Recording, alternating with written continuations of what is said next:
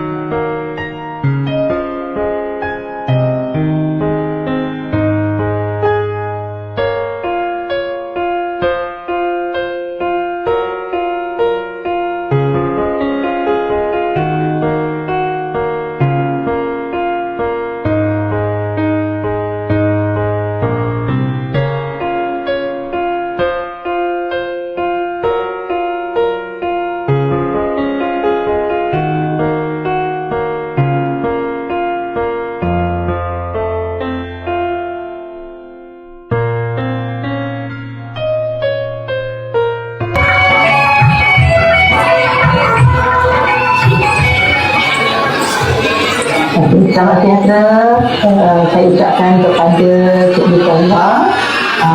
Lepas ni Cikgu Selva kita dah boleh panggil YD dah, Bidang Utara. Okey, tahniah saya ucapkan kerana Cikgu Selva berjaya menamatkan perkhidmatan Cikgu Selva dan berpensiun pada usia 60 tahun. Terima kasih. Okay, selamat sejahtera. Saya sebagai PKM SMK Senarawang mengucapkan selamat bersalin kepada Encik Selva yang telah sampai tahap untuk bersara. Assalamualaikum dan perkenalkan bicara berirama. Rehatkan diri dan relax.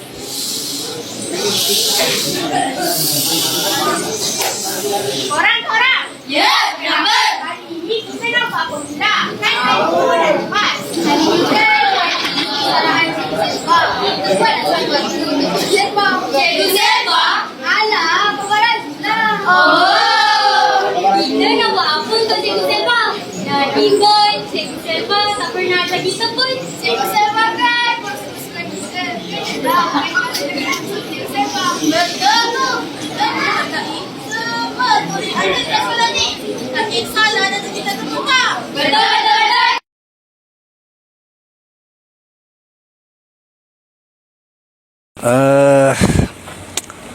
Pada saya kalau isu persaraan ini memang dah jadi kebiasaan dah, ya. Mana yang berkhidmat pasti akan berakhir dengan persaraan. Tapi bagi Cikgu Selva Raju, beliau merupakan salah seorang guru yang sangat komited dalam bidang pendidikan, ya. Kami rasa amat rasa kehilangan lah, ya, sebab atas khidmat beliau, komitmen beliau yang sangat dikendaki, khususnya dalam subjek sejarah lah, ya. Kenangan manis ialah apabila anak murid saya mencapai kecemerlangan dalam pada masa PMR, dan apabila keputusan SPM keluar, mereka lulus dengan cemerlang, dan juga di bidang koko mereka mencapai sesuatu pencapaian Johan dan gangsa di peringkat daerah ataupun di peringkat negeri dan juga di peringkat kebangsaan. Ada yang pernah pula berjaya dia sampai ke peringkat antarabangsa. Bagi perasaan saya rasa macam sedih sebab Cikgu Selva cepat sangat nak bersara, padahal baru 3 tahun. Tapi rasanya macam baru 3 bulan. Dan bagi saya, ia seperti cepat je masa berlalu dan saya mungkin akan rindu Cikgu Selva. Terima kasih. Selesai sudah majlis persaraan Cikgu Selva Raju. Terima kasih atas ilmu yang dicurahkan. Semoga cikgu diberi kesihatan yang baik. Cikgu adalah lilin yang membakar diri menerangi kegelapan. Terima kasih, cikgu.